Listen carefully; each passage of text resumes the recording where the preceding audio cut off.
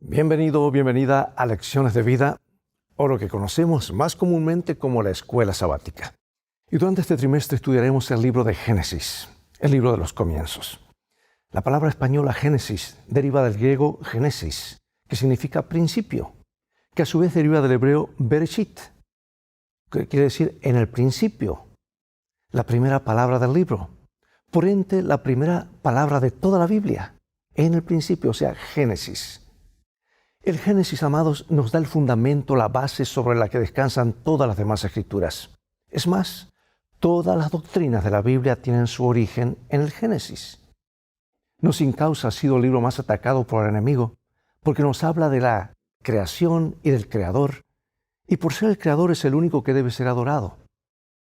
Debido a que es el primero y es tan primordial para todo lo que viene después, Génesis es probablemente el libro más citado en el resto de las Escrituras.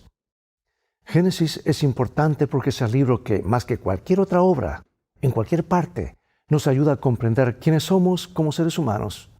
Una verdad especialmente importante ahora, en una época en la que la humanidad se considera meramente un accidente, una creación fortuita de un universo puramente materialista. El Génesis nos revela nuestro verdadero origen, que somos seres hechos perfectos en un mundo perfecto, a la imagen de Dios y con un propósito. Pero Génesis también nos explica la caída, es decir, por qué nuestro mundo ya no es perfecto y por qué nosotros como seres humanos tampoco lo somos. No obstante, el Génesis también nos consuela con la promesa de salvación de Dios en un mundo que de por sí no nos ofrece nada más que sufrimiento y muerte.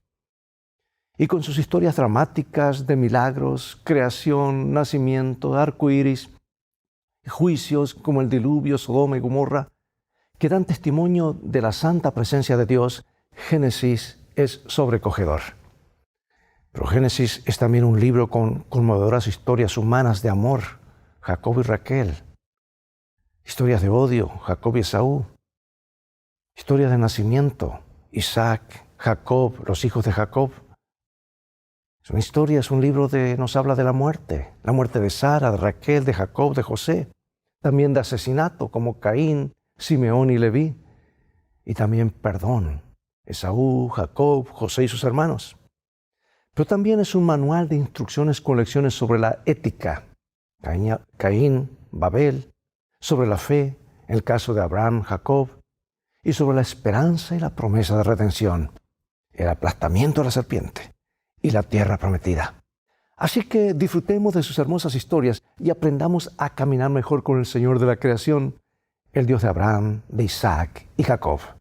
Pero sobre todo, el Génesis trata de Jesús, nuestro Creador, nuestro sustentador, nuestro Redentor.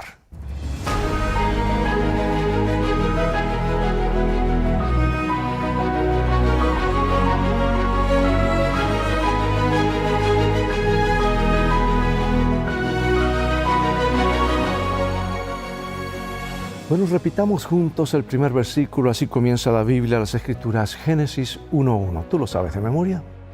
En el principio creó Dios los cielos y la tierra. El libro de Génesis, y por lo tanto la Biblia en general, comienzan con los actos de creación de Dios. Y este hecho es muy importante porque significa que nuestra creación marca el comienzo de la historia humana y la historia bíblica. Esta verdad también implica que la historia de la creación del Génesis tiene la misma veracidad histórica que otros acontecimientos de la historia humana y bíblica. Los dos pasajes de la creación en Génesis 1 y 2 contienen lecciones sobre Dios y la humanidad. Y hoy comprenderemos mejor el profundo significado del sábado, el día de reposo. Reflexionaremos sobre el acto de Dios de crear a los seres humanos del polvo y a su imagen. Y quedaremos cautivados con el propósito del árbol del conocimiento del bien y del mal, y por su conexión con el árbol de la vida. La lección más importante de las historias bíblicas, de los comienzos, es sobre la gracia. Y nuestra existencia es pura y exclusivamente un acto de gracia, porque Dios creó los cielos y la tierra cuando la humanidad aún no estaba presente. Al igual que nuestra creación, nuestra redención es también un regalo de Dios. Y cuán profundo es que ambos conceptos, creación y redención, se encuentren en el mandamiento del sábado. Hay unos versículos hermosos que son paralelos. Vamos a leer Génesis 1:1 y Salmos 100:1 al 3. En el principio creó Dios los cielos y la tierra. Cantad alegres a Dios, habitantes de toda la tierra. Servid a Jehová con alegría, venid ante su presencia con regocijo. Reconoced que Jehová es Dios. Él nos hizo, y no nosotros a nosotros mismos. Pueblo suyo somos, y oveja de su prado. El texto de la creación comienza con un énfasis en Dios, el autor de la creación. Y a decir verdad, el libro de Génesis comienza con dos presentaciones diferentes de Dios. El primer relato de la creación presenta a Dios como infinitamente alejado de la humanidad, el Dios trascendente. Pero el segundo relato de la creación es la misma creación, no estoy hablando de dos creaciones, sino relatos contados dos veces. El segundo relato presenta a Dios como cercano y personal. El Dios inmanente, el Yahvé, cuyo nombre muchos creen que denota cercanía y relación. Por ende, entonces, el texto de la creación en su conjunto es un llamado implícito a adorar a Dios. En primer lugar, a ser conscientes de la infinita grandeza y poder de Dios y al mismo tiempo reconocer nuestra dependencia de Él, porque Él nos creó y no nosotros a nosotros mismos, como dice el salmista. Es por eso que muchos de los salmos a menudo asocian la adoración con la creación. Esta doble visión de un Dios que es majestuoso y poderoso y a la vez también es cercano, amoroso y tiene un vínculo con nosotros, contiene un aspecto importante sobre cómo debemos dirigirnos a Dios al adorarlo.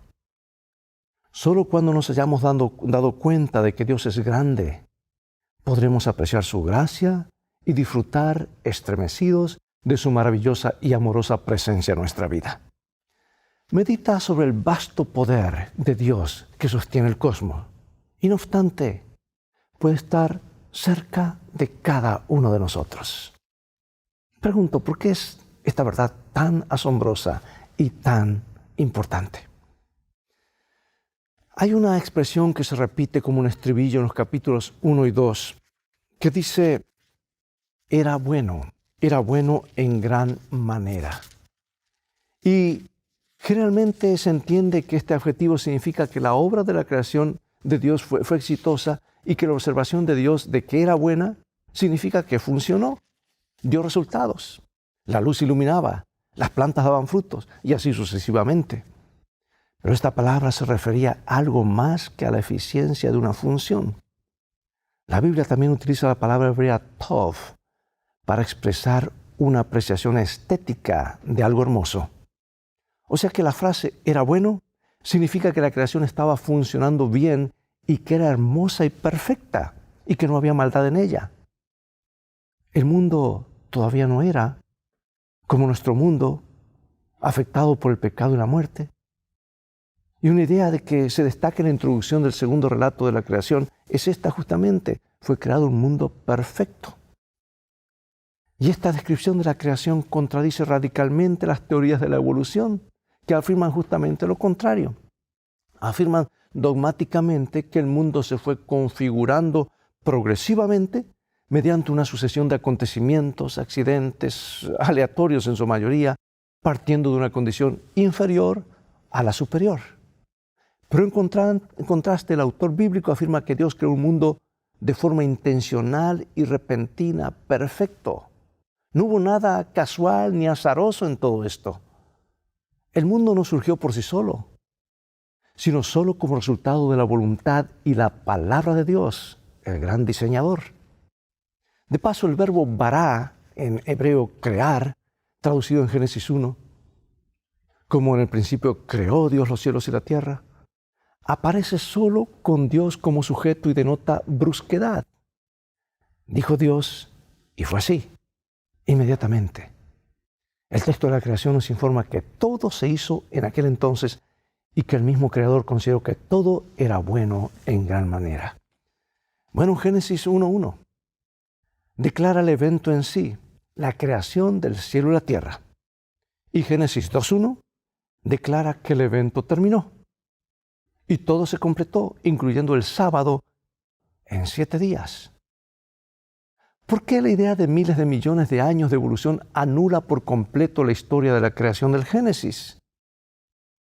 ¿Y por qué estas dos posturas son incompatibles en todo sentido? ¿Captas tú el conflicto que hay?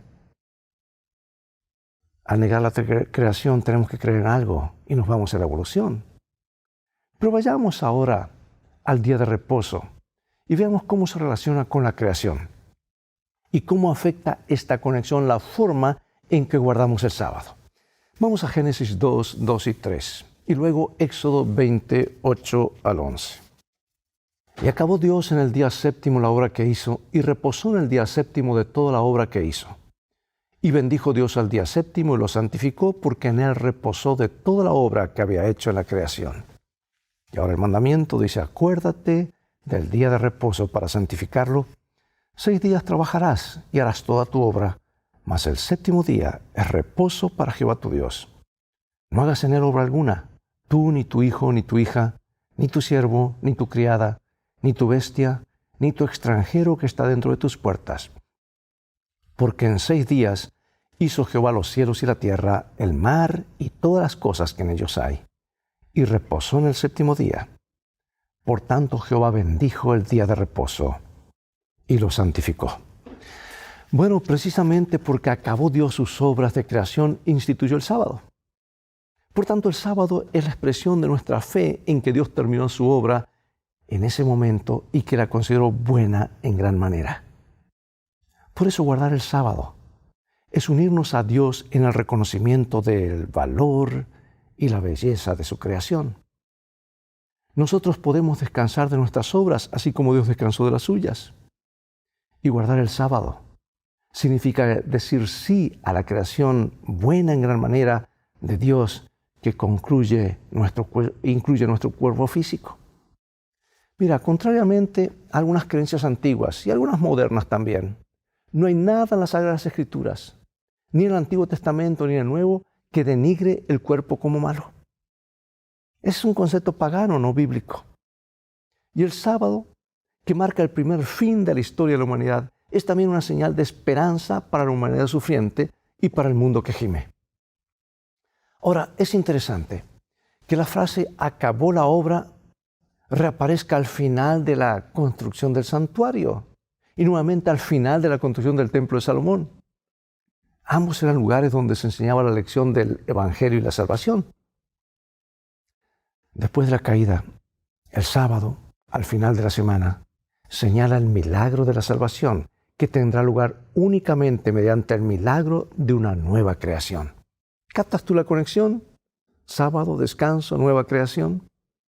Porque el sábado es una señal al final de nuestra semana humana de que el sufrimiento y las pruebas de este mundo también terminarán. O sea, es un anticipo del descanso eterno que Dios ha de dar a sus hijos. Por eso Jesús eligió el sábado como el día más apropiado para sanar a los enfermos. Y aquí hago un paréntesis, amado y amada. Si tú quieres ver milagros en tu vida, asiste el sábado a la iglesia. No llegues un día tarde a tu cita con el Señor. ¿Por qué digo esto? Porque era el día favorito de Jesús de hacer milagros. Hizo más milagros en sábado que cualquier otro día. Y además en ese día Él lo reposó, bendijo y santificó 3 regalos que Dios quiere darte ese día. Así que contrariamente a las tradiciones a las que los dirigentes se aferraban, mediante las sanciones sabáticas, Jesús le hizo ver al pueblo y a nosotros el momento en que todo el dolor, todo sufrimiento, toda muerte habrá terminado, que es la conclusión definitiva del proceso de salvación. De paso, en los días de Jesús, nunca el sábado fue discutido, sino la forma como guardar el sábado. Todos estaban en sábado, el día del Señor, pero la forma como lo obligaban a guardarlo es lo que Jesús mismo vino a corregir. Por lo tanto, amados, cada sábado nos señala la esperanza de la redención. Y al descansar en el día de reposo, pregunto, ¿cómo nosotros experimentamos el descanso y la salvación que tenemos en Jesús ahora? Y que en última instancia se cumplirá en la creación del nuevo cielo y la nueva tierra. Este sábado que vivimos hoy, pues es un día de renovación para poner tus ojos en el descanso eterno que pronto Jesús nos ha de dar. Consideremos ahora la creación de la humanidad. Este es el último acto de creación de Dios, al menos en el relato de Génesis, ¿verdad? Los seres humanos son la culminación de toda la creación terrenal, el propósito para el cual fue hecha la tierra. Y una de las creaciones más audaces de la Biblia es que Dios haya creado a los seres humanos a su imagen. Solamente los seres humanos fueron creados a imagen de Dios. Aunque dice que hizo Dios animales de la tierra según su género, creó Dios al hombre a su imagen. Y esta fórmula a menudo se ha limitado a la naturaleza espiritual de los seres humanos, que se interpreta en el sentido de que la imagen de Dios significa solo una función administrativa de representar a Dios, o la función espiritual de la relación con Dios o de unos con otros.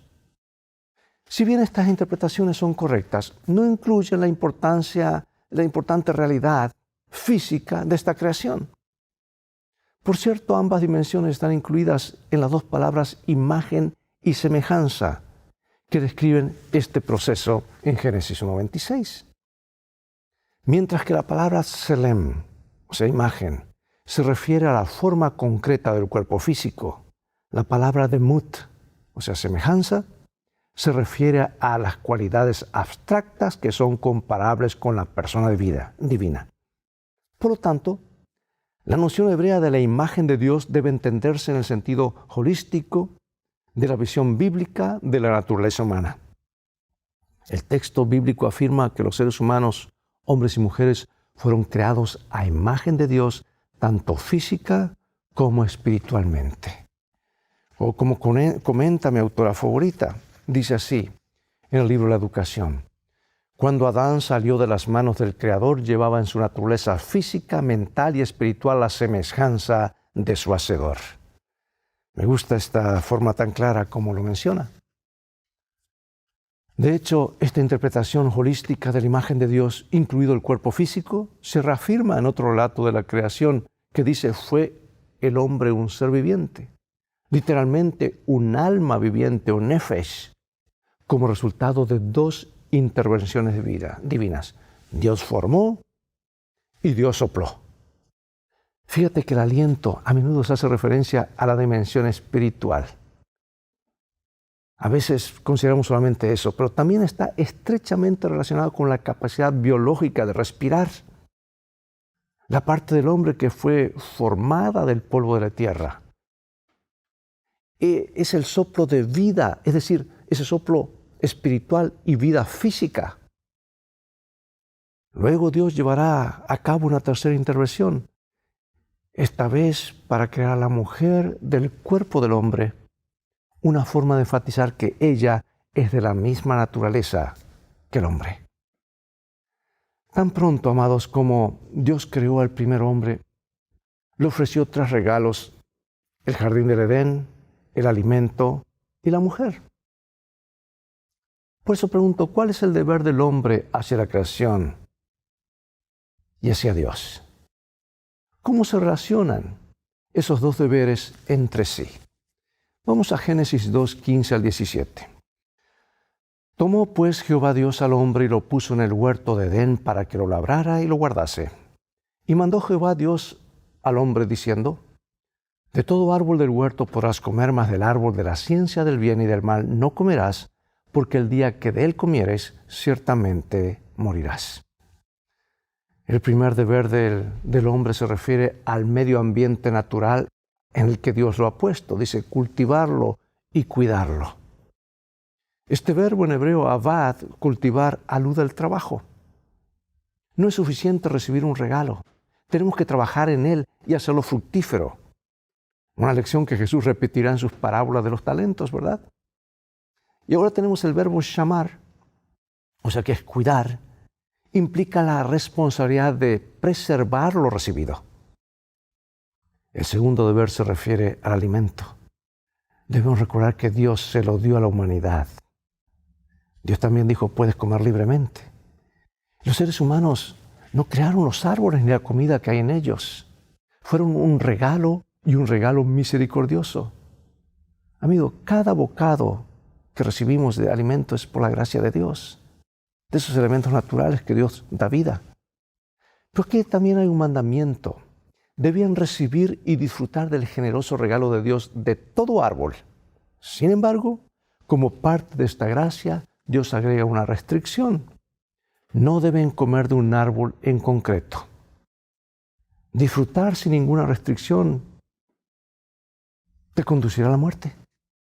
Y este principio estuvo desde el mismo jardín del Edén, desde el mismo comienzo.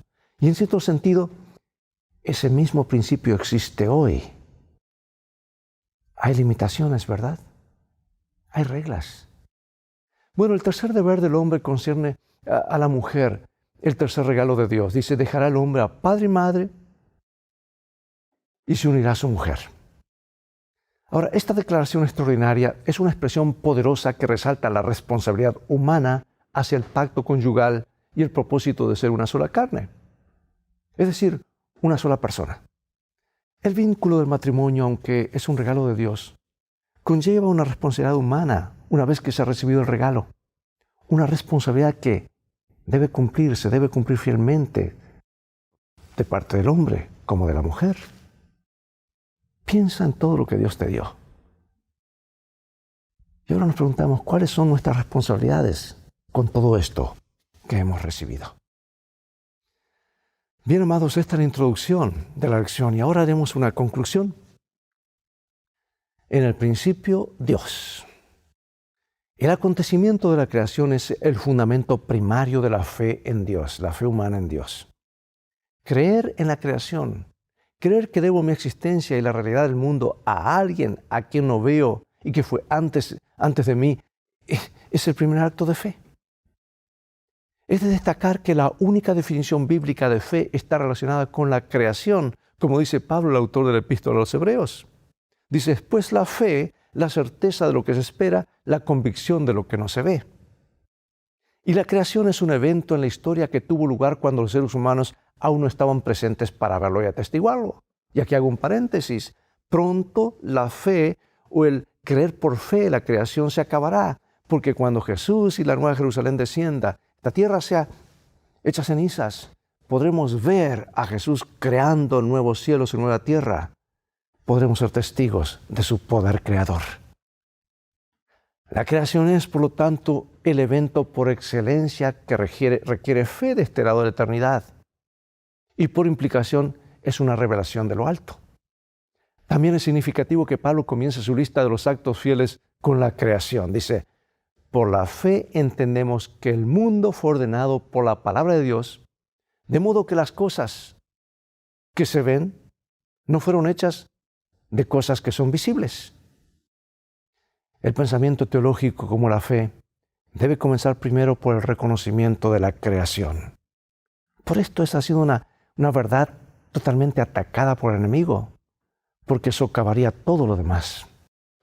Yo quiero finalizar con esta cita inspirada por Dios y algunas preguntas de reflexión. Dice así, puesto que el libro de la naturaleza y el de la revelación llevan el sello de la misma mente maestra, no pueden sino hablar en armonía. Con diferentes métodos y lenguajes dan testimonio de las mismas grandes verdades. La ciencia descubre siempre nuevas maravillas, pero en su investigación no obtiene nada que, correctamente comprendido, discrepe con la revelación divina. El libro de la naturaleza y la palabra escrita se alumbran mutuamente. Repito esto, el libro de la naturaleza y la palabra escrita se alumbran mutuamente. Nos familiarizan con Dios al enseñarnos algo de las leyes por medio de las cuales Él obra. Sin embargo, algunas deducciones erróneas de fenómenos observados en la naturaleza han hecho suponer que existe un conflicto entre la ciencia y la revelación. Y en los esfuerzos realizados para restaurar la armonía entre ambas, se han adoptado interpretaciones de las Escrituras que minan y destruyen la fuerza de la palabra de Dios. Se ha creído que la geología contradice la interpretación literal del relato mosaico de la creación. Se pretende que se requirieron millones de años para que la Tierra evolucionara a partir del caos. Y a fin de acomodar la Biblia a esta supuesta revelación de la ciencia, se supone que los días de la creación han sido vastos e indefinidos períodos que abarcan miles y hasta millones de años. Semejante conclusión es enteramente innecesaria. El relato bíblico está en armonía consigo mismo y con la enseñanza de la naturaleza. Tremenda cita, ¿verdad? Termino con estas preguntas. ¿Por qué se vería afectada la calidad de nuestra fe si creyéramos que estas historias de los inicios fueran leyendas, mitos, inventados básicamente para instruirnos en lecciones espirituales, pero sin veracidad histórica? ¿Qué evidencias del texto bíblico sugieren que el autor bíblico sabía que eran históricas, al igual que el resto de las historias del libro de Génesis? Yo admiro a Moisés, amados, la forma tan clara como lo escribió. Sin duda, Dios lo inspiró a escribir claramente y sin dar mayores por qué y explicaciones, sencillamente dice y establece: Dios hizo esto, esto y esto. Por otro lado, el testimonio de Jesús. ¿Cuál es el testimonio de Jesús sobre la verdad histórica de estas historias? Jesús se refirió al libro de Génesis en repetidas veces. ¿Qué nos enseña la historia del Génesis sobre la importancia de la mayordomía de la tierra? ¿Cómo podemos ser buenos administradores de nuestro planeta y al mismo tiempo evitar el peligro de adorar a la creación misma en oposición al Creador, que es una tentación muy real? Y a pesar de los estragos del pecado a lo largo de los milenios, ¿de qué manera se nos sigue manifestando la maravilla, la belleza y la majestad originales de la creación? Buena en gran manera, y nos habla de manera poderosa de la bondad y el poder de Dios. Dios nos ayude a mantener claro en nuestra mente que somos hijos de Dios y lo que llegaremos a ser muy pronto. Termino con este versículo. Amados, ahora somos hijos de Dios y aún no se ha manifestado lo que hemos de ser, pero sabemos que cuando Él se manifieste, seremos semejantes a Él, porque le veremos tal como Él es. Oremos. Padre Celestial, gracias por tu bendito libro, tu palabra. Gracias por el libro de Génesis. Claramente se nos explica nuestro origen, nuestro destino. Tú eres el Creador, oh Dios, el único que merece adoración. Rendimos nuestra vida a ti en adoración. Gracias por formar nuestros cuerpos. Gracias por redimirnos al enviar a tu Hijo. Y gracias por sostenernos cada latido del corazón, cada respiración.